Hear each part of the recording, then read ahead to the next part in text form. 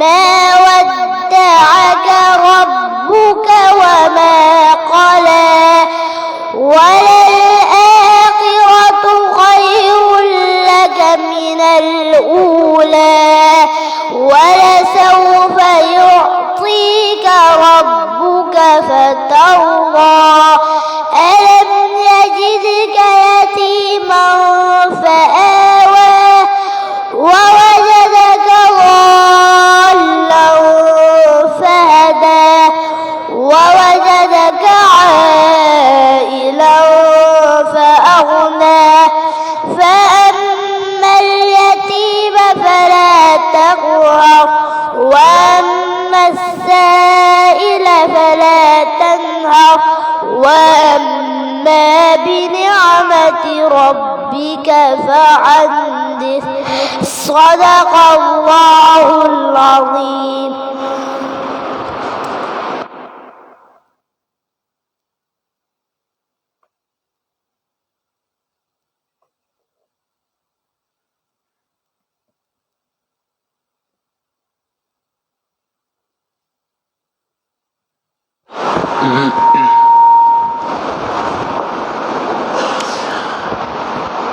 الحمد للہ وکفا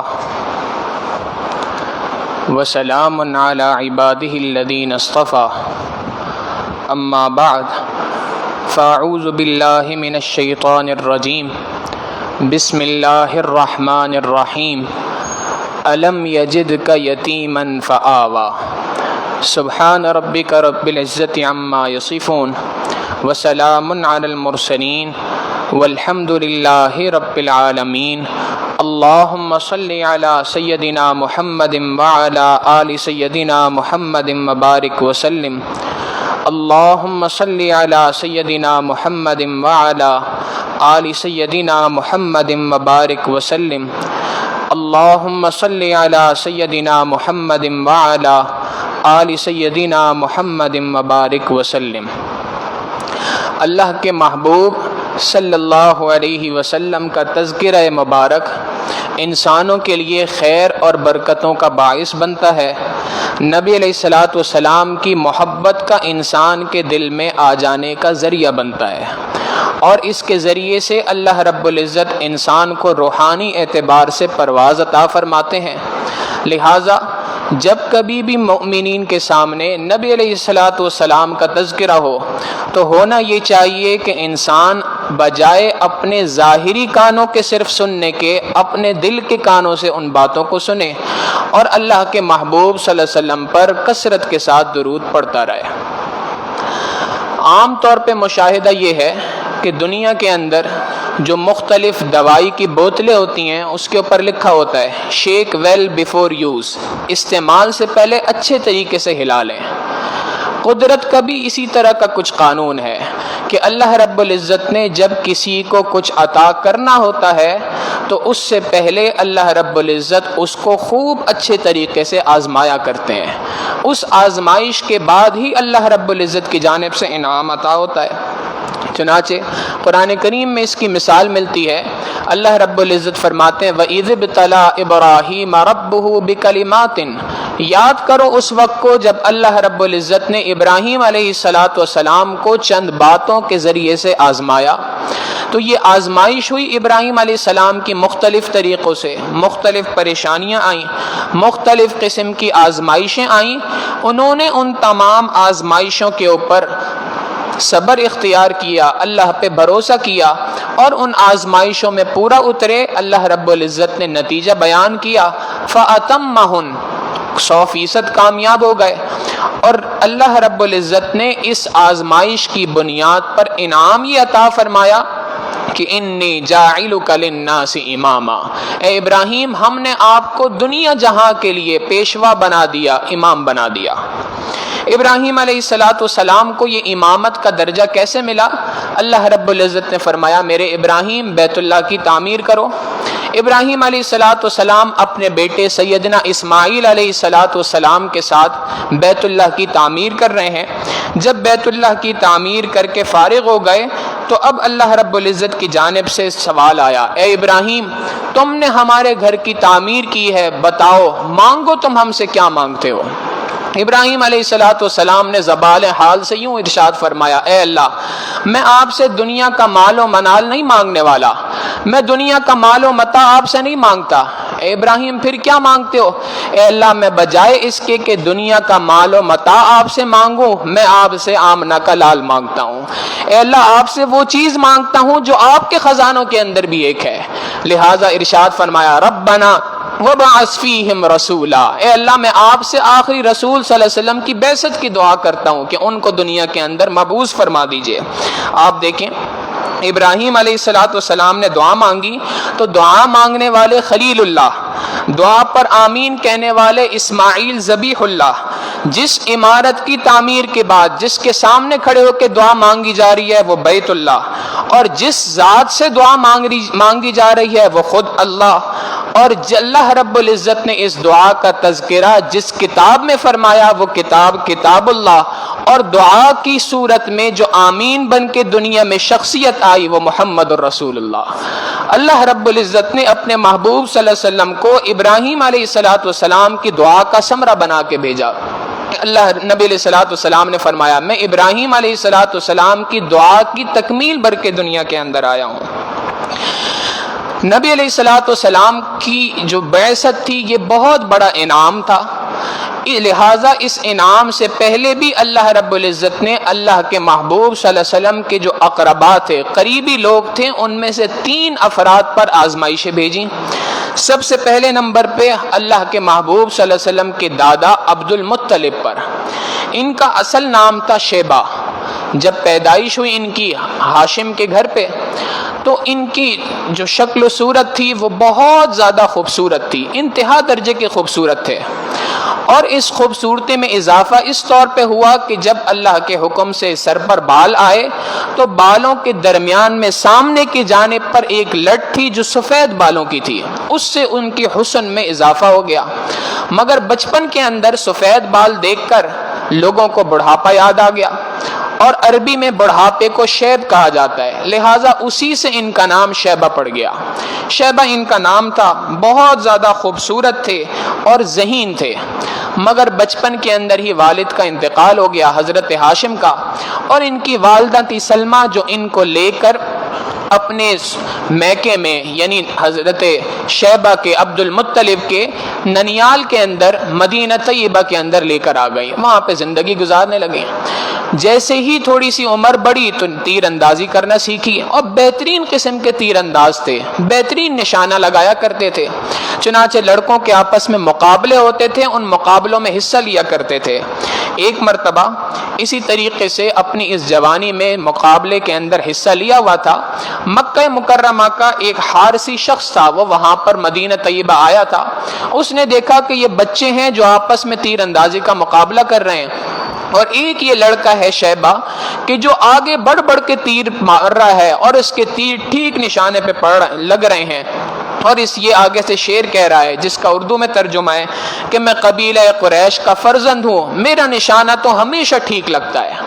جب اس نے سنا کہ یہ قبیلہ قریش کا فرزند یہ مدینہ کے اندر کیا کر رہا ہے، اس نے لوگوں سے پتہ کیا تو پتہ چلا کہ یہ تو خاندان قریش کے جو بہت ہی اعلیٰ خاندان ہے، اس میں جو ہاشم نامی شخص ہے یہ ان کا بیٹا ہے، اور ہاشم کا انتقال ہو گیا۔ اب یہ حارسی شخص جو یہاں سے واپس مکہ پہنچا تو یہ جو شیبہ یعنی عبد المطلب ہیں ان کے چچا تھے جن کا نام تھا مطلب، ان کے پاس گیا اور ان کو جا کے ذرا آر دلائی کہ دیکھو اتنے اعلیٰ خاندان کا اتنا ذہین فتین قسم کا بچہ ہے اور وہ وہاں پر مدینہ کے اندر پڑا ہوا ہے۔ مدینہ کا اس وقت پہ نام تھا یثرب، ایسی جگہ جہاں پر بیمار لوگ رہا کرتے ہیں، وبائی امراض وہاں پہ خوب پھیلا کرتے تھے۔ مدینہ تو نام نبی علیہ السلام کی بعثت کے بعد پڑا، لہٰذا اس نے کہا کہ ایسی جگہ پہ ہے وہ اس بچہ ضائع ہو جائے گا، تمہیں چاہیے کہ تم اپنے قبیلے کے اس بندے کو یہاں پہ لے کے آؤ، اعلیٰ خاندان کے اعلیٰ بچے کو جب تم سرداروں کے درمیان رکھو گے تو اس کی پرورش بہت اچھی ہوگی اور اس کو اللہ رب العزت آگے سرداری کا مقام عطا فرما دیں گے۔ چنانچہ مطلب کو یہ بات سمجھ آئی، انہوں نے سفر کیا، مدینہ طیبہ پہنچے اور ننیال والوں سے بات کی کہ جی اس بچے کو میرے حوالے کر دیں، میرا بھتیجا ہے، میں اس کا خیال رکھوں گا اور اس کی خوب بہترین پرورش کروں گا۔ چنانچہ وہ اپنے اس بھتیجے کو اپنے اونٹ پر پیچھے بٹھا کر سوار کر کے اپنے ساتھ لے کے آئے۔ جب مکہ مکرمہ میں داخل ہونے لگے تو لوگوں نے دیکھا کہ مطلب اپنے پیچھے ایک نوجوان لڑکے کو بٹھا کر لے کے آ رہا ہے۔ انہوں نے آواز لگانا شروع کر دی، مطلب اپنے ساتھ غلام لے آیا، مطلب اپنے ساتھ غلام لے آیا۔ ان کا ذہن یہی تھا کہ شاید کوئی غلام خرید لیا۔ اب جب ان کے ذہن میں یہ بات آئی کہ مطلب کوئی غلام لے آیا تو اسی سے ان کا نام شیبہ سے بدل کر عبد المطلب پڑ گیا، مطلب کا غلام۔ لہذا انہوں نے یتیمی کی مشقتیں بچپن کے اندر برداشت کی۔ اللہ رب العزت نے اس یتیمی کی مشقت کو برداشت کرنے کا انعام ان کو یہ عطا فرمایا کہ اللہ رب العزت نے ان کو بیت اللہ کا والی بنا دیا، اور اس کے ساتھ ساتھ ان کے ہاتھ پر یہ نعمت عطا فرمائی کہ انہوں نے اس حضرت اسماعیل علیہ السلام کے پاؤں سے جاری ہونے والے چشمہ جو کئی سو سال سے غائب تھا، جس کی کوئی نشانی موجود نہیں تھی، اللہ رب العزت نے خواب کے ذریعے سے ان کو اس کی نشاندہی فرمائی اور انہیں اس کی کھدائی کی، اور وہ جگہ جس کے بارے میں ابراہیم علیہ السلام فرماتے ہیں بواد غیر ذی زرع، یہ ایسا علاقہ ہے مکہ مکرمہ کا کہ جہاں پر کسی قسم کی کوئی کھیتی نہیں، کسی قسم کا کوئی پانی موجود نہیں، وہاں پر اللہ رب العزت نے عبد المطلب کی برکت سے زمزم کے چشمے کو جاری فرما دیا۔ تو پہلی شخصیت جن کے اوپر آزمائش آئی وہ عبد المطلب تھے۔ دوسری شخصیت اللہ کے محبوب صلی اللہ علیہ وسلم کے والد گرامی عبداللہ تھے، عبد المطلب کے بیٹے تھے۔ عبد المطلب کی جب شادی ہوئی تو انہوں نے ایک منت مانی کہ اگر اللہ نے مجھے 10 بیٹے دیے تو ایک بیٹے کو میں اللہ کے نام پہ قربان کروں گا۔ اب منت تو مان لی، اب وقت وہ بھی آ گیا کہ اللہ نے 10 بیٹے عطا کر دیے، لہٰذا انہوں نے فیصلہ کیا کہ میں نے ایک بیٹے کو اللہ کے نام پہ قربان کرنا ہے۔ کس کو کروں؟ انہوں نے قرآن اندازی کی، 10 بیٹوں کے نام لکھے پرچیوں پہ اور نام اٹھایا تو وہ نام نکلا عبداللہ کا۔ انہوں نے فیصلہ کر لیا اللہ کی شان کہ یہ عبداللہ اپنے تمام بھائیوں میں سب سے زیادہ خوبصورت اور سب سے زیادہ پر نور شخصیت تھی۔ چنانچہ لوگوں نے ان کو تانا دیا، کیسے آدمی ہو تم اپنے سگے بیٹے کو جو سب سے خوبصورت ہے اس کو ذبح کرنے کی باتیں کر رہے ہو، کسی اور کو ذبح کر دو۔ مگر انہوں نے کہا کہ نہیں، قرہ اسی کے نام پہ نکلا ہے، لہٰذا قربانی اسی کی ہوگی۔ پھر کسی شخص نے ان کو یہ مشورہ دیا کہ تم ایک کام کرو، قرہ ڈالو، ایک طرف 10 اونٹ اور اس کے مقابلے میں عبداللہ کا نام لکھو۔ اب یہاں پر ان پرچیوں میں سے ایک پرچی اٹھاؤ، اگر اس پرچی پہ نام عبداللہ کا آ جائے تو پھر 10 اونٹ اور بڑھا کے دوبارہ اسی طرح سے قرہ ڈالنا، اور اسی طریقے سے اونٹوں کی تعداد بڑھاتے جاؤ۔ انہوں نے ایسی کیا، 10 اونٹ لکھے ایک جانب اور دوسری طرف پہ عبداللہ کا نام لکھا اور قرہ ڈالا، نام عبداللہ کا آیا۔ 20 اونٹ اور عبداللہ، پھر قرہ ڈالا، نام عبداللہ کا آیا۔ پھر دوبارہ 30 اونٹ اور عبداللہ کا نام رکھا، پھر دوبارہ قرہ ڈالا تو پھر عبداللہ کا نام آیا۔ 10 بڑھاتے گئے یہاں تک کہ 100 اونٹ کا جب قرہ ڈالا اور عبداللہ اور 100 اونٹ کے درمیان، تو اس وقت پر نام 100 اونٹوں کا آیا۔ لہٰذا عبد المطلب نے اپنے بیٹے عبداللہ کے بدلے میں 100 اونٹوں کی قربانی کی۔ اللہ کے محبوب صلی اللہ علیہ وسلم ایک مرتبہ بیٹھے تھے، ایک شخص نبی علیہ السلام کے پاس آیا اور آ کے کہنے لگا، یا ابن الذبیحین، اے 2 ذبیحوں کے بیٹے، 2 وہ افراد جن کو اللہ کے نام پر قربان کیا گیا، ان کے بیٹے۔ نبی علیہ السلام مسکرائے اور فرمایا، ہاں میں اسماعیل ذبیح اللہ کا بھی بیٹا ہوں اور میں عبداللہ ذبیح اللہ کا بھی بیٹا ہوں۔ لہٰذا ان کے اوپر بھی آزمائش ہی آئی۔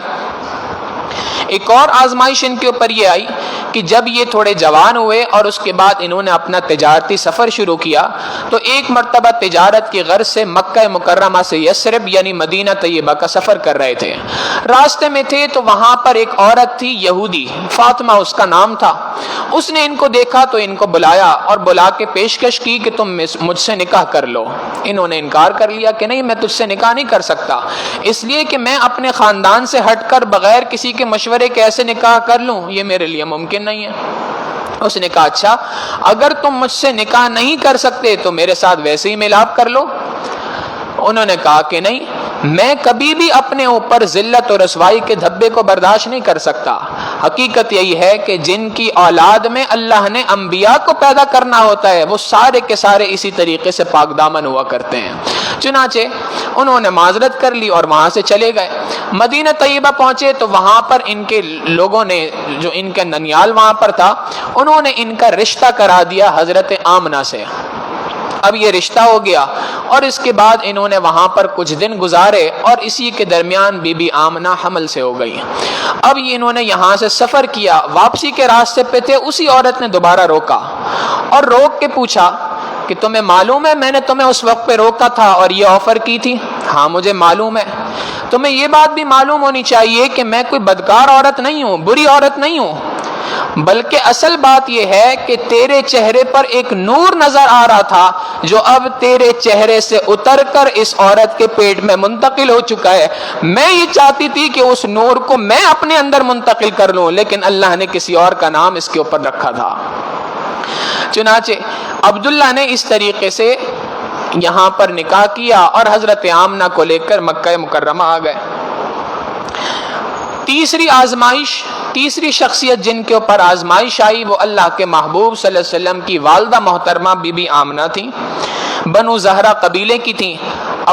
حضرت عبداللہ کے ساتھ ان کا نکاح ہو گیا، رشتہ ہو گیا اور شادی ہو گئی، اور کچھ ہی عرصے کے بعد، چند ماہ ہی گزرے تھے کہ ابھی ان حضرت عبداللہ کو اپنا ایک سفر کرنا پڑ گیا، تجارتی سفر تھا۔ اب جب نئی نئی شادی ہوئی ہو اور بیوی کو چھوڑ کے جانا ہو تو دونوں کی اداسی کسی کیفیت تھی۔ حضرت آمنہ نے کہا کہ آپ مجھے چھوڑ کے جا رہے ہیں اور میں آپ کی جدائی کیسے برداشت کروں گی؟ حضرت عبداللہ نے ان کی دلجوئی کے لیے کہا کہ میں بہت جلد لوٹ جاؤں گا، فکر نہ کرو، میں بہت جلد لوٹوں گا۔ مکہ مکرمہ میں یہ دستور تھا کہ جب قافلے سفر سے واپس آیا کرتے تھے تو ایک بہت بڑی گھڑیال تھی، گھنٹا تھا، وہ وہاں پہ بجا کرتا تھا جس سے شہر والوں کو پتہ چل جاتا تھا کہ قافلہ آ چکا ہے۔ حضرت عبداللہ نے کہا کہ میں بہت جلد آ جاؤں گا، اور دیکھو کہ جب یہاں پر قافلے کے آنے کا گھنٹا بج جائے تو تم اچھے طریقے سے تیار ہو کر، بہترین طریقے سے تیار ہو کے دروازے پہ آ کے کھڑے ہو جانا، اور میرا استقبال تم نے دروازے پہ آ کے کرنا ہے۔ اب حضرت عبداللہ نے سفر کیا، اللہ کی شان کے اپنے سسرال کے اندر یعنی مدینہ طیبہ کے اندر تھے، وہیں پر بیمار پڑ گئے، اور بیماری بھی ایسی آئی کہ اس بیماری کی وجہ سے سفر کے قابل نہ رہے، لہٰذا اپنے سسرال کے اندر ہی رک گئے اور سارا کا سارا قافلہ وہاں سے روانہ ہو گیا، اور پیچھے ان کا یہ جو مرض تھا یہ مرض الوفات بن گیا، اور اسی کے اندر ان کا انتقال ہو گیا۔ حضرت عبداللہ کی عمر اس وقت پہ 18 سال تھی اور بی بی آمنہ کی عمر اس وقت پہ 16 سال تھی۔ اب 16 سال کی ایک جوان بچی ہو اور اس کو پتہ ہو، اس کو یہ پتہ چلے کہ میرا خاوند جو مجھ سے وعدہ کر کے گیا تھا کہ میں بہت جلد لوٹوں گا، اور اس کے ساتھ یہ معاملہ پیش آیا کہ وہ اللہ کی جانب اللہ کو پیارا ہو گیا ہے، اس کی زندگی پہ کیا گزرتی ہوگی۔ بہرحال جب یہ قافلہ واپس آیا اور واپس آنے کے اوپر یہ گھنٹا بجا تو اس کے بجنے پر بی بی آمنہ اچھے سے تیار ہو کے دروازے پہ کھڑے ہو کے انتظار کرنے لگ گئی، انتظار کرتی رہیں یہاں تک کہ سارے قافلے والے اپنے گھروں کو لوٹ گئے۔ اب انہوں نے معلومات کروائی تو پتہ چلا کہ قافلے میں عبداللہ نہیں آئے، وہ تو بیمار پڑ گئے۔ انہوں نے 2-3 لوگوں کو بھیجا کہ تم جاؤ اور جا کے مدینہ میں دیکھو کہ میرے خاوند کا کیا حال ہے۔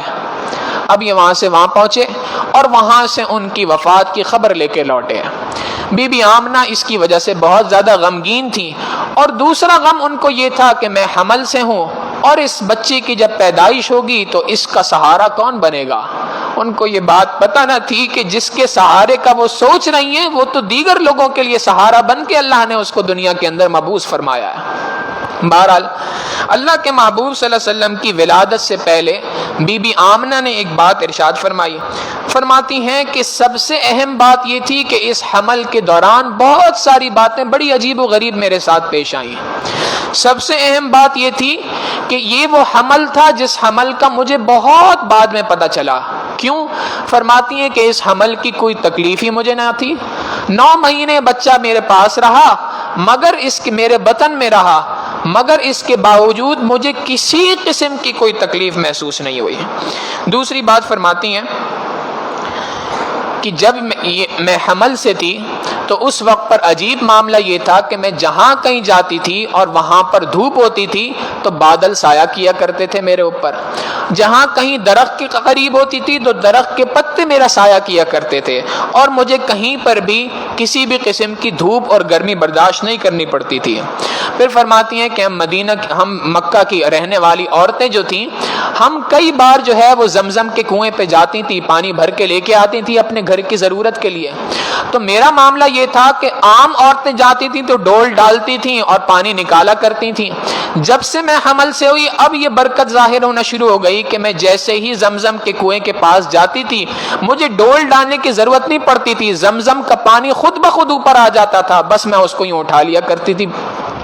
فرماتی ہیں کہ مکہ کی رہنے والی عورتیں مجھے وہاں پر ٹھہرا کے رکھا کرتی تھیں کہ آمنہ جب تک تو یہاں پہ رہے گی زمزم کا کنویں کا پانی اوپر رہے گا اور اس کی وجہ سے ہمارے لیے پانی بھرنا آسان ہو جائے گا، جب تک کہ ہم سب پانی نہ بھر لیں اس وقت تک تم یہاں سے نہ جانا۔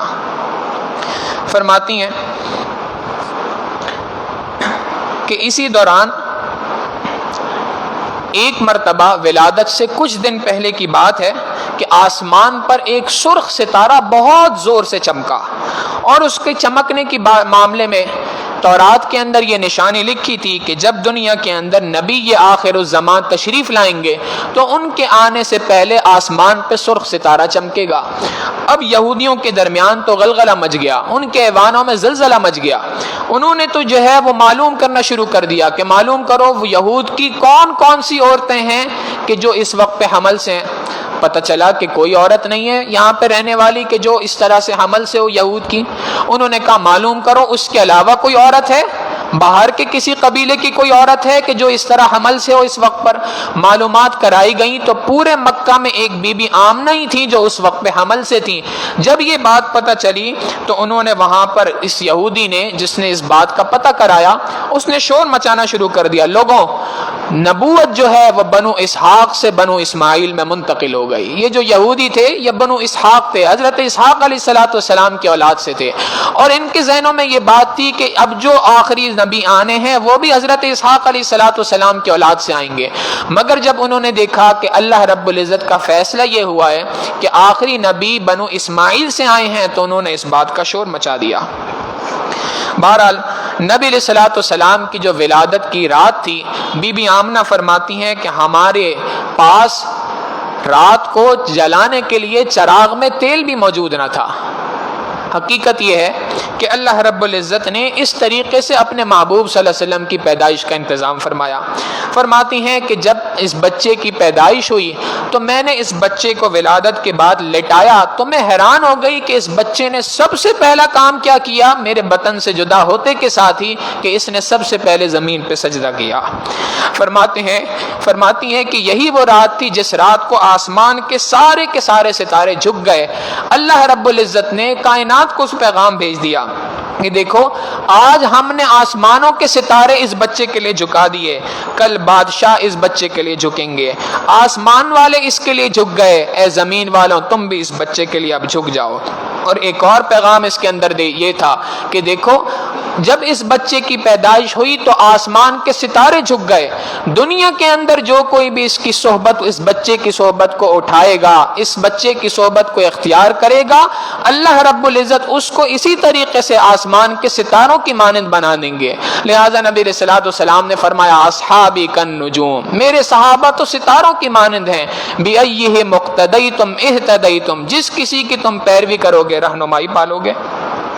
اور اسی رات میں کسریٰ کا جو محل تھا یہ اس زمانے کی سپر پاور تھی، جیسے آج کے زمانے کی سپر پاور کہا جاتا ہے، امریکہ ہے، چائنا ہے، اس زمانے کی سپر پاور تھی کسریٰ۔ اس کسریٰ کے محل کے 14 کنگرے گر گئے۔ کنگرے کہتے ہیں جیسے گنبد بنے ہوتے ہیں، ایسے 14 گنبد ٹوٹ کر نیچے گر گئے۔ اب وہ سب کے سب حیران ہو گئے کہ ایسے کیسے ہو گیا کہ اچانک سے اتنے مضبوط گنبد جو بنے تھے، کنگرے بنے تھے، وہ ایک دم سے گر گئے۔ اسی رات میں فارس کے اندر آتش آتش کدہ کی آگ تھی جو 1000 سال سے جل رہی تھی، ایک دن کے لیے تو دور کی بات 1 گھنٹے کے لیے بھی نہیں بجھی تھی، وہ اس رات کو اچانک سے بجھ گئی۔ دریائے سارا جو تھا اس کا سارا پانی خشک ہو گیا، اور کسرا کا جو بادشاہ تھا اس نے خواب کے اندر دیکھا کہ عربی اونٹ ہیں، اور وہ عربی اونٹ گھوڑوں کو دھکیلتے ہوئے عرب سے باہر نکال رہے ہیں۔ جب اس نے سب دیکھا تو اس نے تعبیر کے لیے ایک شخص کو بلوایا کہ بھائی یہ کیا معاملہ ہے۔ اس نے آ کے تعبیر بتائی، اس نے کہا کہ عرب میں اس وقت پر کسی شخصیت کی پیدائش ہوئی ہے کہ جس کو عرب لوگ اپنے شہر سے باہر نکال دیں گے۔ اس نے پوچھا اچھا پھر یہ جو 14 کنگرے گرے ہیں ان کا کیا معاملہ ہے؟ اس نے کہا کہ جی اس کا معاملہ یہ ہے کہ اصل بات یہ ہے کہ آپ کی بادشاہت اگلے 14 پشتوں تک رہے گی، اس کے بعد آپ کی بادشاہت ختم ہو جائے گی، اور وہ بادشاہت اسی اس عرب کے شہزادے کے پاس آئے گی۔ جب کسرا کو یہ بات پتہ چلی تو اس نے سوچا کہ 14 پشتیں تو بہت زیادہ ہوا کرتی ہیں، مگر اللہ کی شان کہ اس کو معلوم نہ تھا، اللہ رب العزت نے فیصلہ یہ فرمایا کہ جو 14 پشتوں کے درمیان بادشاہت چلنی تھی وہ بہت ہی مختصر قلیل عرصے کے اندر تھی۔ حضرت عثمان رضی اللہ تعالیٰ عنہ کے دور میں وہ 14 پشتیں پوری ہو گئیں، یک کے بعد دیگر لوگ آتے گئے، ان کے انتقال ہوتے گئے، یہاں تک کہ 14 پشتیں مکمل ہونے کے بعد اللہ رب العزت نے حضرت عثمان رضی اللہ تعالیٰ عنہ کے دور میں مسلمانوں کو کسرا کی بادشاہت بھی عطا فرما دی۔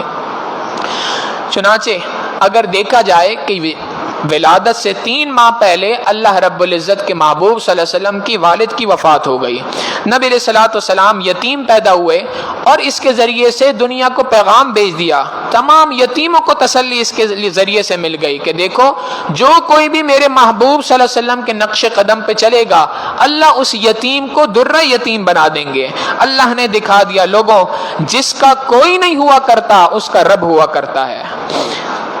چنانچہ جب نبی علیہ الصلوۃ والسلام کی پیدائش ہوئی تو اللہ کے محبوب صلی اللہ علیہ وسلم کے دادا عبد المطلب برکت کے لیے ان کو کعبہ بیت اللہ لے گئے، اور وہاں پر جب سب نے نبی علیہ الصلوۃ والسلام کے چہرے انور کو دیکھا تو ہر شخص نے اللہ کے محبوب صلی اللہ علیہ وسلم کی تعریف کی، کتنا خوبصورت بچہ ہے۔ جب سب نے تعریف کی تو نبی علیہ الصلوۃ والسلام کا ان کے دادا عبد المطلب نے نام رکھ دیا محمد۔ محمد کا معنی ہے جس کی سب سے زیادہ تعریف کی گئی ہو، اور لوگوں کو بتایا کہ اس بچے کی ہر کسی نے تعریف کی ہے لہذا میں نے اس کا نام محمد رکھ دیا۔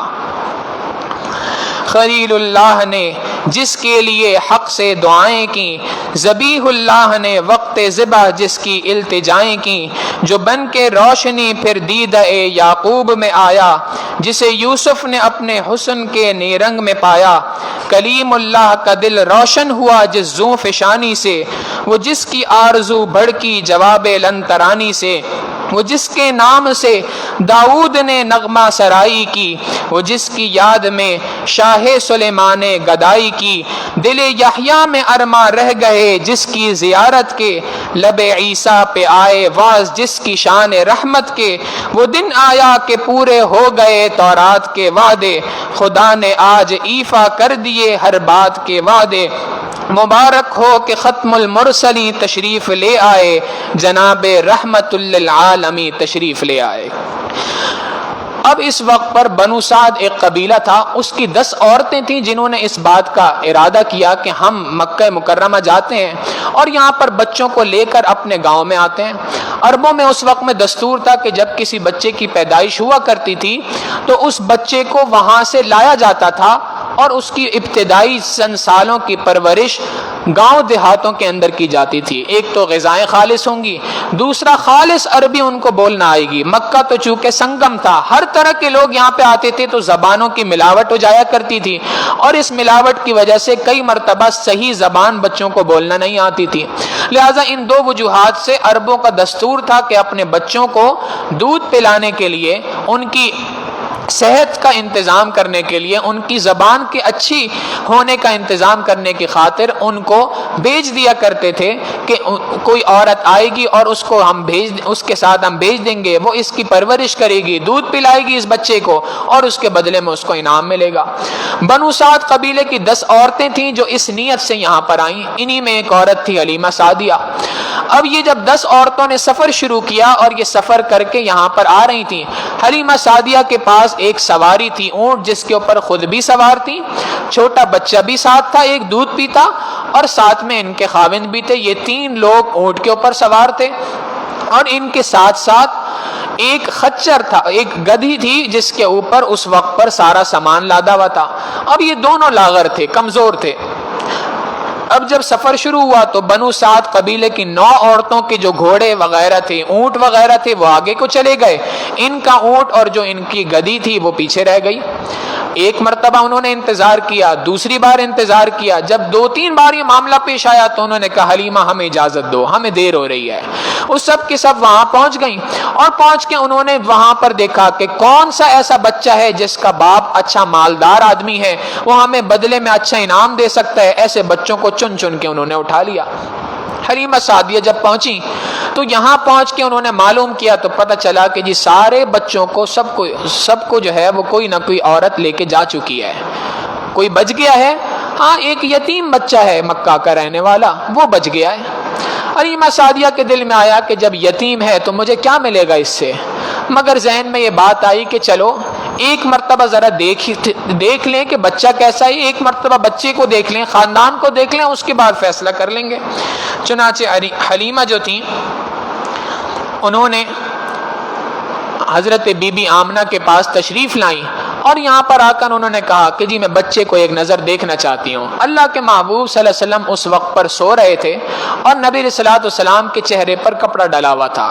حلیمہ سعدیہ نے کپڑا ہٹایا تو اس بچے کی آنکھ کھل گئی، اور بچے نے حلیمہ سعدیہ کو مسکرا کے دیکھا۔ جب یہ مسکرا کے دیکھا تو حلیمہ سعدیہ کے دل میں بات آئی، انہوں نے فوراً اپنے شوہر کو جا کے کہا کہ میں اس بچے کو اپنے پاس رکھنے کے لیے تیار ہوں، اگرچہ مجھے یقین ہے کہ یہاں سے مجھے کچھ ملنے والا نہیں ہے، مگر اس بچے کی مسکراہٹ ایسی ہے کہ جس مسکراہٹ پہ میں اپنا دل دے بیٹھی ہوں۔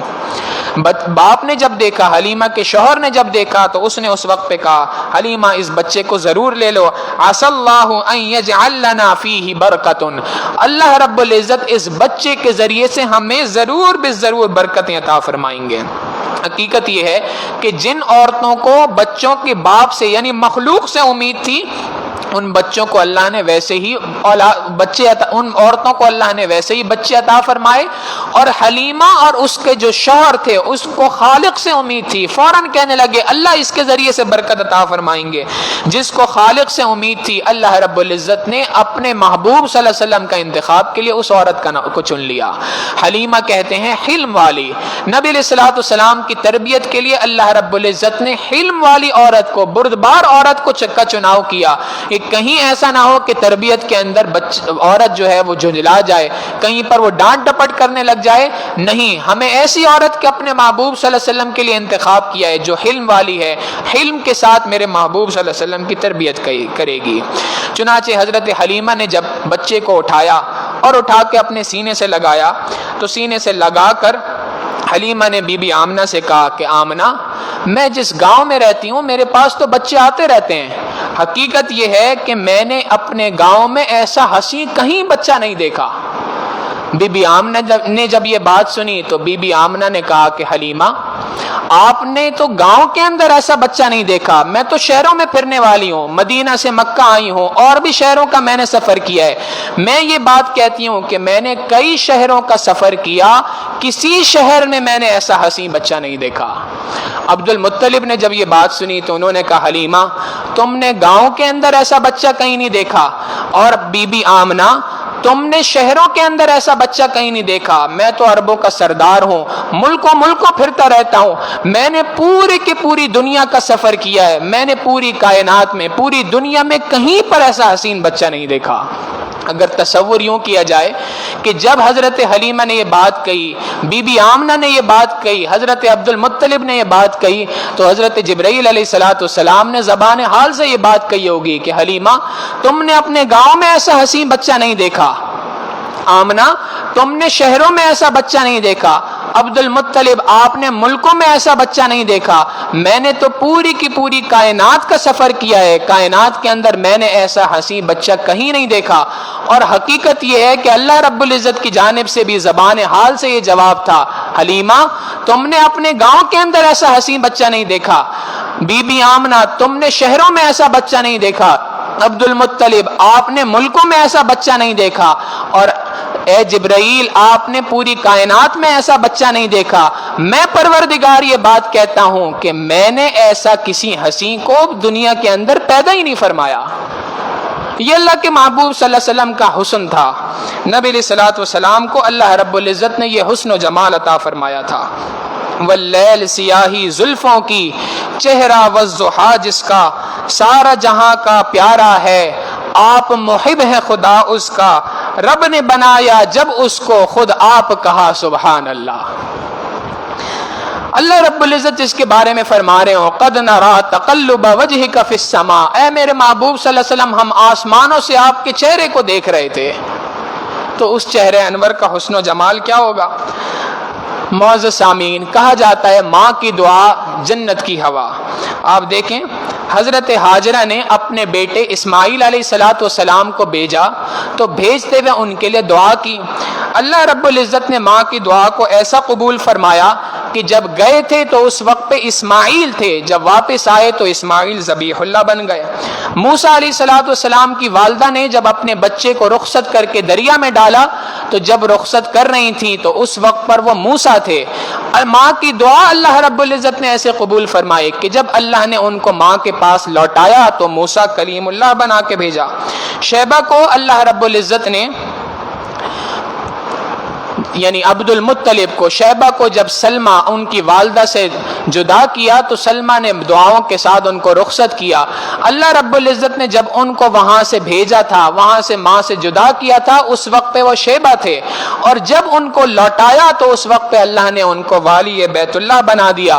نبی علیہ الصلوۃ والسلام کے بارے میں دیکھیں کہ جب یہ شخصیت، یہ ہستی اپنی ماں آمنہ سے جدا ہو رہے تھے تو اس وقت پہ یہ صرف محمد تھے۔ جب اللہ رب العزت نے ماں کی دعا کی برکت سے ان کو لوٹایا تو لوٹایا محمد الرسول اللہ بنا کر بھیجا۔ چنانچہ حلیمہ نے اس بچے کو گود میں لیا اور گود میں لے کر آ گئیں، اونٹ پر بیٹھی، سوار ہوئیں۔ شوہر نے کہا کہ تم پیچھے بیٹھو، درمیان میں بچے کو رکھو، میں آگے بیٹھتا ہوں تاکہ بچے کی اچھے سے حفاظت ہو۔ اب جب اس طریقے سے سواری پہ بیٹھ گئے، اب سواری کو چلانا چاہتے ہیں تو اونٹ اٹھنے کے لیے تیار ہی نہیں۔ جب کافی دیر گزر گئی تو شوہر نے حلیمہ کے کہا کہ اچھا میں اتر کے دیکھتا ہوں۔ شوہر اترا جیسے ہی تو فوراً ہی سواری کھڑی ہو گئی۔ اب پھر بٹھایا، پھر آگے بیٹھے تو پھر دوبارہ یہ معاملہ، سواری اٹھنے کو تیار نہیں۔ پھر شوہر اٹھے حلیمہ کے اور اس کے بعد سواری کو اٹھایا تو سواری اٹھ گئی۔ تیسری بار جب ٹرائی کر رہے تھے تو حلیمہ نے کہا کہ ایک کام کریں، میں آگے ہوتی ہوں آپ پیچھے بیٹھ جائیں۔ اب حلیمہ آگے بیٹھی، بچہ آگے ہے، پھر حلیمہ ہے، پھر اس کے بعد ان کا شوہر ہے۔ اس ترتیب سے جب بیٹھے ہیں تو سواری فوراً کھڑی ہو گئی۔ حلیمہ کے شوہر نے کہا کہ حلیمہ یہ کیا معاملہ ہے، جب میں پیچھے تھا، جب میں آگے بیٹھا تو سواری نہیں چل رہی، جب میں پیچھے بیٹھ رہا ہوں تو سواری چل رہی ہے۔ حلیمہ نے بات کہی کہ اللہ رب العزت نے ہمیں بڑی برکتوں والا کوئی بچہ عطا فرمایا ہے۔ حقیقت یہ ہے کہ مجھے لگتا ہے یہ کائنات کا صدر نشین ہے۔ اللہ رب العزت فرما رہے ہیں کہ اس کو آگے صدر مقام پہ بٹھاؤ گے تو یہ سواری چلے گی، ورنہ سواری نہیں چل سکتی۔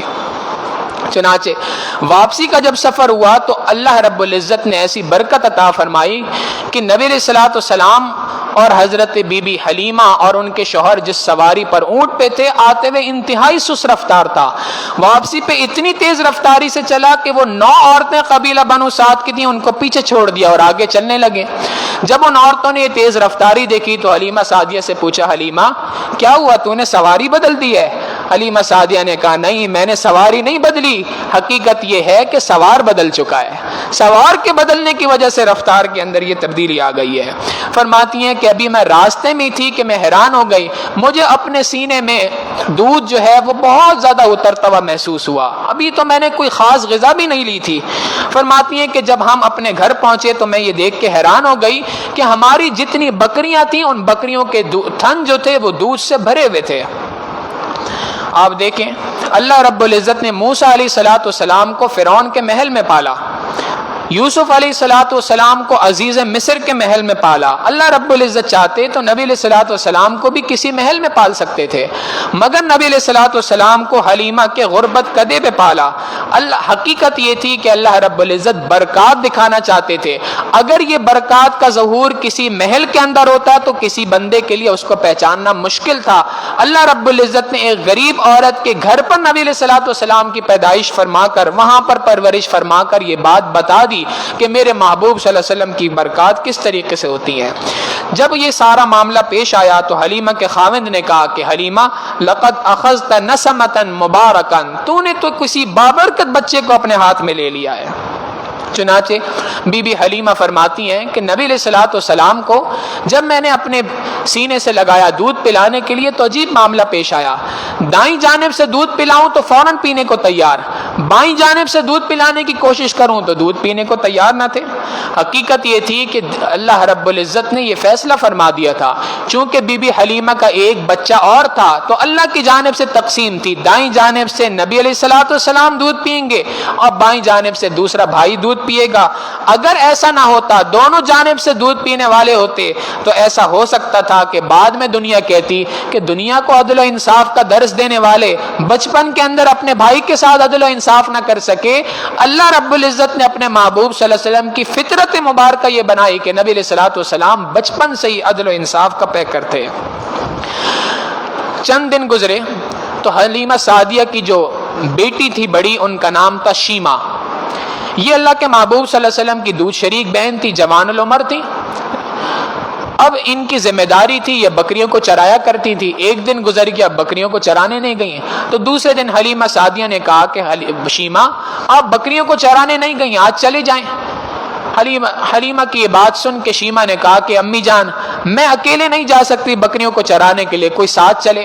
انہوں نے کہا بیٹا میں تو ساتھ نہیں جا سکتی، میں بیمار ہوں، میرے ساتھ 2 بچے ہیں، مجھے ان کا ساتھ ہے، میں ساتھ نہیں جا سکتی، اور تیرے جو باپ ہے وہ بیمار پڑ چکا ہے، وہ بھی ساتھ نہیں جا سکتا، تو اب میں کس کو ساتھ تمہارے بھیجوں، تمہیں تو اکیلے جانا ہوگا۔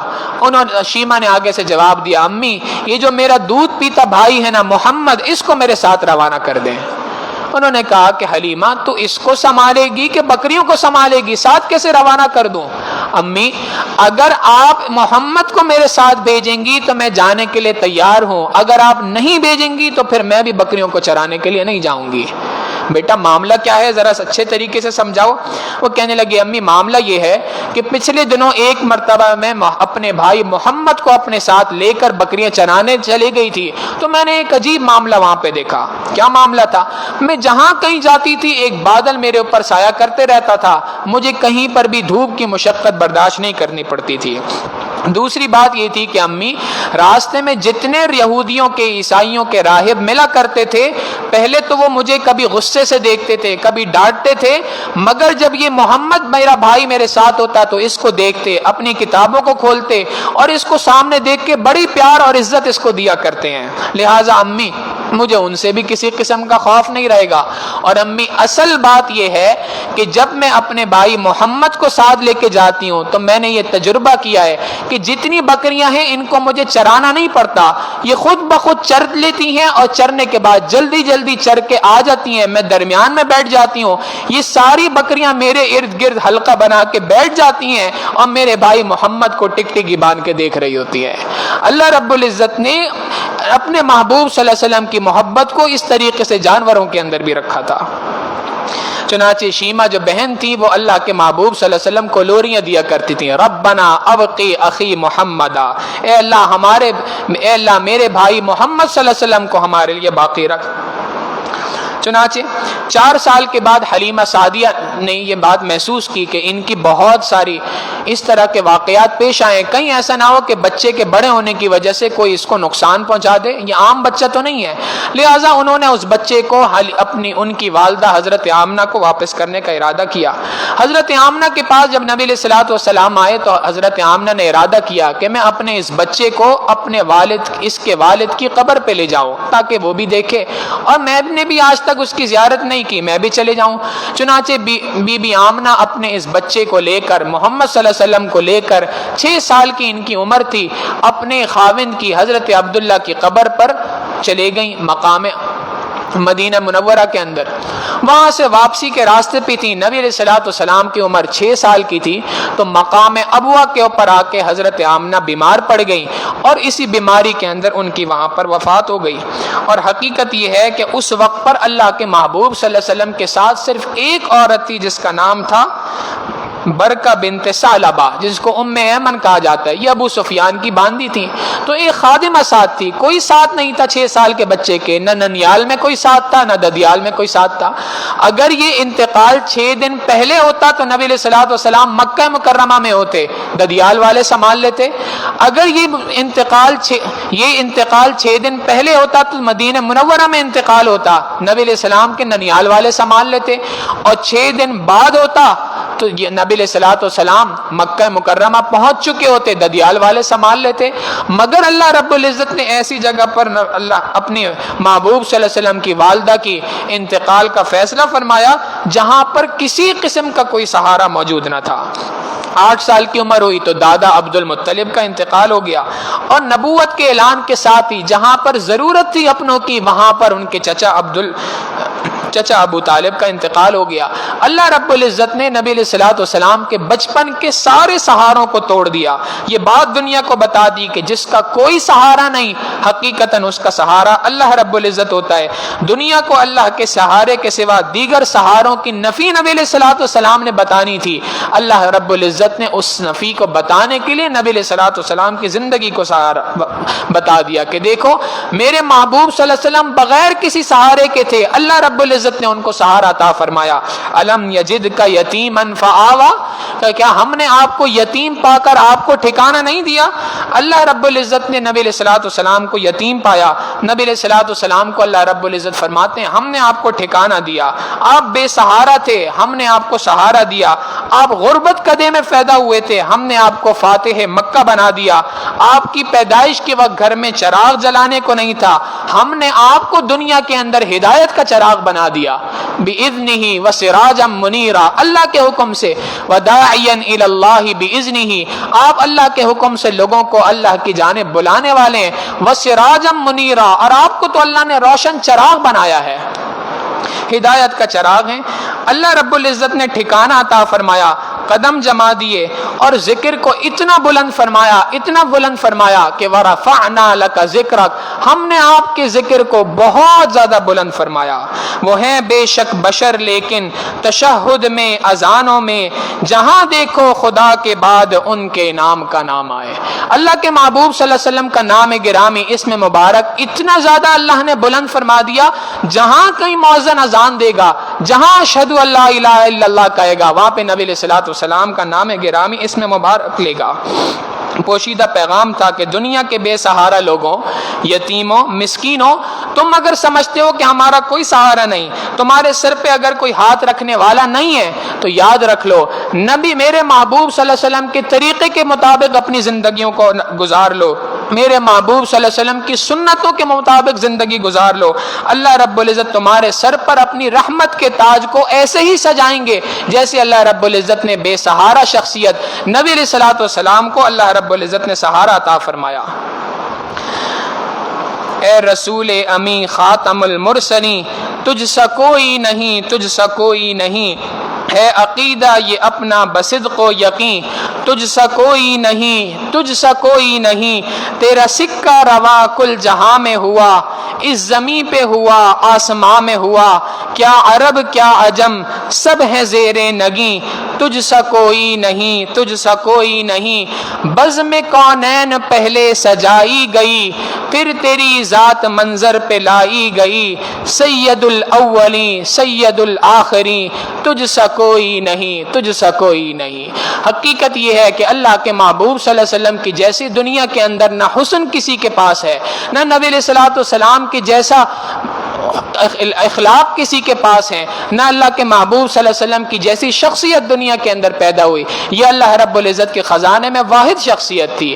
معزز سامعین، اللہ رب العزت کے محبوب صلی اللہ علیہ وسلم کی یہ جو شخصیت ہے، یہ ہمیں پیغام دے رہی ہے اس بات کا کہ دیکھو ایسی شخصیت کے جن کے جیسا حسن دنیا کے اندر کوئی نہیں، جن کی جیسی پرسنالٹی دنیا کے اندر کوئی نہیں، میرے بندوں یہ وہ چیز ہے، یہ وہ شخصیت ہے جس کو میں نے تمہارے لیے نمونہ بنا کے دنیا کے اندر بھیجا۔ لقد کان لکم فیہم اسوۃ حسنہ، تحقیق اللہ کے محبوب صلی اللہ علیہ وسلم کی زندگی کے اندر تمہارے لیے بہترین نمونہ موجود ہے۔ لہٰذا آج بھی اگر کوئی شخص نبی علیہ الصلوۃ والسلام کی زندگی کو اپنائے گا، اللہ رب العزت کی رحمتیں اس کو اسی طریقے سے آغوش میں لے لیں گی۔ اللہ رب العزت فرماتے ہیں قل ان کنتم تحبون اللہ، میرے محبوب صلی اللہ علیہ وسلم آپ فرما دیجئے کہ اگر تم یہ بات چاہتے ہو کہ اللہ رب العزت تم اللہ سے محبت کرنا چاہتے ہو، فاتبعونی، تو میری پیروی کرو۔ نتیجہ کیا نکلے گا؟ یحببکم اللہ، تم اللہ سے محبت کا دعویٰ کیا کرتے ہو؟ ارے جب تم اللہ کے محبوب صلی اللہ علیہ وسلم کی پیروی کرو گے، اللہ رب العزت تم سے محبت فرمائیں گے۔ لہٰذا ہمیں چاہیے کہ ہم اس بات کی نیت کریں آج کی اس مجلس کے اندر کہ ہم آقا محبوب صلی اللہ علیہ وسلم کی سیرت کے مطابق اپنی زندگیوں کو اپنائیں گے، نبی علیہ الصلوۃ والسلام کی سیرت کا مطالعہ کریں گے۔ حقیقت یہ ہے کہ ہمارے لیے اپنے آپ کو جاننا اتنا ضروری نہیں جتنا اپنے محبوب صلی اللہ علیہ وسلم کی زندگی کو جاننا ہمارے لیے ضروری ہے۔ اللہ رب العزت سے دعا ہے کہ پروردگار عالم ہمارے دلوں میں اپنے حبیب صلی اللہ علیہ وسلم کی وہ سچی محبت عطا فرمائے کہ جب ملک الموت آئے دلوں کو ٹٹولے تو ہمارے دل عشق نبوی سے بھرے نظر آئیں، عقل کو دیکھے دماغ کو ٹٹولے علم نبوی سے بھرا نظر آئے، اور جسم کے اعضاء کو ٹٹولے تو وہ سنت نبوی سے نظر آئیں، مزین نظر آئیں، اور اس حال میں ہم آقا صلی اللہ علیہ وسلم کے سامنے پیش ہوں۔ اللہ رب العزت ہمارے ان مجلس کو قبول فرمائے، نبی علیہ الصلوۃ والسلام کے اس تذکرے کو قبول فرمائے، اور اس کی برکت سے ہمیں اپنے محبوب صلی اللہ علیہ وسلم کی سچی محبت عطا فرمائے۔ وآخر دعوانا ان الحمد للہ رب العالمین۔ یہ پیغام دیا گیا ہے کہ کچھ لوگ توبہ کے کلمات پڑھنا چاہتے ہیں، دل میں یہ نیت کر لیں کہ میں اپنے پچھلے تمام گناہوں سے پکی سچی توبہ کر رہا ہوں اور آئندہ کے لیے نیکوکاری کی پرہیزگاری کی زندگی گزارنے کا ارادہ کر رہا ہوں۔ الحمدللہ وکفا وسلام علی عبادہ الذین اصطفیٰ اما بعد۔ ان کلمات کو سچے دل کے ساتھ پیچھے پیچھے پڑھتے جائیں۔ پڑھیے بسم اللہ الرحمن الرحیم۔ لا الہ الا اللہ محمد الرسول اللہ، آمنت باللہ وملائکتہ وکتبہ ورسلہ والیوم الآخر والقدر خیرہ وشرہ من اللہ تعالی والبعث بعد الموت، آمنت باللہ کما ہوا باسمائہ وصفاتہ وقبلت جمیع احکامہ اقرار باللسان وتصدیق بالقلب، اشہد ان لا الہ الا اللہ واشہد ان محمدا عبدہ ورسولہ، استغفر اللہ ربی من کل ذنب واتوب الیہ برحمتک یا ارحم الراحمین۔ ان کلمات کو پڑھنے سے ہم توبہ طائب ہو چکے ہیں۔ چند معمولات ہیں جن کو باقاعدگی کے ساتھ کریں گے تو اللہ رب العزت دلوں کو منور فرمائیں گے۔ پہلا عمل ہے صبح شام 100 بار استغفار کا پڑھنا، استغفر اللہ ربی من کل ذنب واتوب الیہ۔ دوسرا عمل ہے صبح شام 100 بار درود شریف کا پڑھنا، اللہم صلی علی سیدنا محمد وعلی آل سیدنا محمد وبارک وسلم۔ تیسرا عمل ہے قرآن کریم کی تلاوت کا کرنا۔ چوتھا عمل ہے لیٹے بیٹھے چلتے پھرتے اللہ کا دھیان رکھنا۔ اور پانچواں عمل ہے ذکر قلبی یعنی مراقبہ کرنا۔ مراقبے کا طریقہ بہت آسان ہے، دن میں کوئی 10-15 منٹ نکال کر آنکھوں کو بند کر کے سر کو جھکا کے بیٹھ جائیں اور یہ تصور کریں کہ اللہ تعالیٰ کی رحمت آ رہی ہے، میرے دل میں سما رہی ہے، میرے دل سے گناہوں کے اثرات دور ہو رہے ہیں اور میرا دل اللہ اللہ اللہ یہ دل بول رہا ہے۔ زبان سے کچھ نہیں کہنا، صرف دل میں یہ سوچنا ہے۔ حدیث مبارکہ ہے، نبی علیہ الصلوۃ والسلام نے ارشاد فرمایا، اللہ رب العزت فرماتے ہیں انا عند ظن عبدی بی، میں بندے کے ساتھ اس کے گمان کے مطابق فیصلہ کرتا ہوں۔ بندہ جب یہ گمان لے کے بیٹھے گا کہ اللہ کی رحمت میرے دل میں آ رہی ہے اور اس کی برکت سے میرا دل اللہ رب العزت کو یاد کر رہا ہے، حقیقت یہ ہے کہ ایک وقت آتا ہے اللہ رب العزت اس دل پر ذکر کو جاری فرما دیتے ہیں۔ آپ چند دن یہ ذکر کریں گے، اللہ کو یاد کریں گے، اس طریقے سے اپنی زندگی میں انقلاب خود محسوس فرمائیں گے۔ تھوڑی دیر کے لیے دعا سے پہلے ہم مراقبے کی مشق کر لیتے ہیں۔ آنکھوں کو بند کر لیں، سر کو جھکا لیں، دنیا اور جو کچھ دنیا میں ہے اس سے ہٹ کٹ کے اللہ رب العزت کی یاد میں ڈوب جائیں۔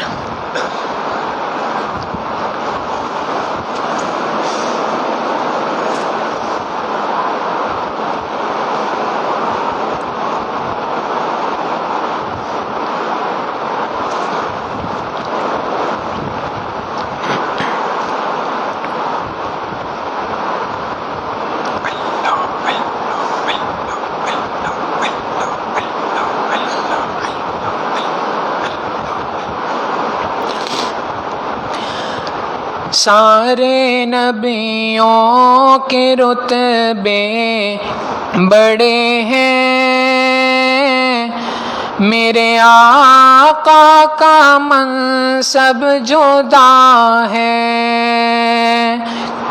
سارے نبیوں کے رتبے بڑے ہیں، میرے آقا کا منصب جدا ہے۔ وہ امام میں صفِ انبیاء ہیں، ان کا رتبہ بڑوں سے بڑا ہے۔ کوئی لفظوں میں کیسے بتائے ان کے رتبے کی حد ہے تو کیا ہے۔ کوئی لفظوں میں کیسے بتائے ان کے رتبے کی حد ہے تو کیا ہے۔ ہم نے اپنے بڑوں سے سنا ہے، صرف اللہ ان سے بڑا ہے۔ ہم نے اپنے بڑوں سے سنا ہے، صرف اللہ ان سے بڑا ہے۔ نام جنت کا تم نے سنا ہے، میں نے اس کا نظارہ کیا ہے۔ نام جنت کا تم نے سنا ہے، میں نے اس کا نظارہ کیا ہے۔ میں یہاں سے تمہیں کیا بتاؤں، میرے آقا کی مسجد میں کیا ہے۔ میں یہاں سے تمہیں کیا بتاؤں، میرے آقا کی مسجد میں کیا ہے۔ وہ جو ایک شہر نور الہدیٰ ہے، جلوہ گاہوں کا ایک سلسلہ ہے، جس کی ہر صبح و شمس و ضحیٰ ہے، جس کی ہر شام بدر و دجا ہے، جس کی ہر صبح و شمس و ضحا ہے، جس کی ہر شام بدر و دجا ہے، کوئی پوچھے تو یہ کہہ سکوں میں، باب جبریل میرا پتہ ہے، کوئی پوچھے تو یہ کہہ سکوں میں، باب جبریل میرا پتہ ہے، سارے نبیوں کے رتبے بڑے ہیں، میرے آقا کا منصب جدا ہے، وہ امام میں صف انبیاء ہیں، ان کا رتبہ بڑوں سے بڑا ہے۔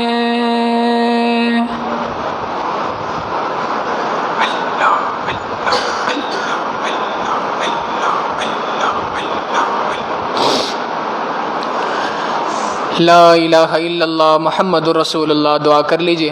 سبحان ربی العلی الوہاب، اللہم صلی علی سیدنا محمد وعلی آل سیدنا محمد وبارک وسلم۔ ربنا ظلمنا انفسنا وان لم تغفر لنا وترحمنا لنکونن من الخاسرین۔ کریم آقا، ہم آپ کے گناہ گار سیاکار بندے ہیں، اللہ ہمارے گناہوں کو معاف فرما، ہماری خطاؤں سے درگزر فرما، ہمارے عیبوں کی پردہ پوشی فرما۔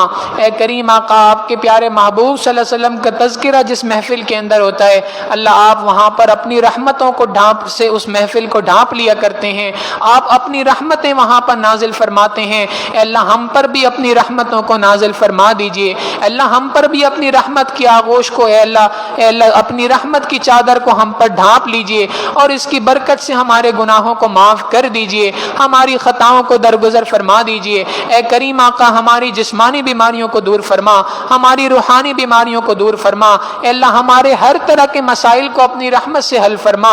اے اللہ آپ کے پیارے محبوب صلی اللہ علیہ وسلم کی ذات اقدس مسائل کو حل کرنے والی تھی، اے اللہ یقیناً آپ کے محبوب صلی اللہ علیہ وسلم کا تذکرہ بھی ہمارے مسائل کو حل کرنے کا ذریعہ بنے گا۔ اے اللہ اپنی رحمت سے ہمارے تمام کے تمام مسائل کو حل فرما، دنیا اور آخرت کے تمام مسئلوں کو حل فرما۔ اے اللہ اپنی رحمتوں کا معاملہ ہمارے ساتھ فرما، ہمارا یہاں مل بیٹھنا قبول فرما، اے اللہ اکٹھا ہونا قبول فرما۔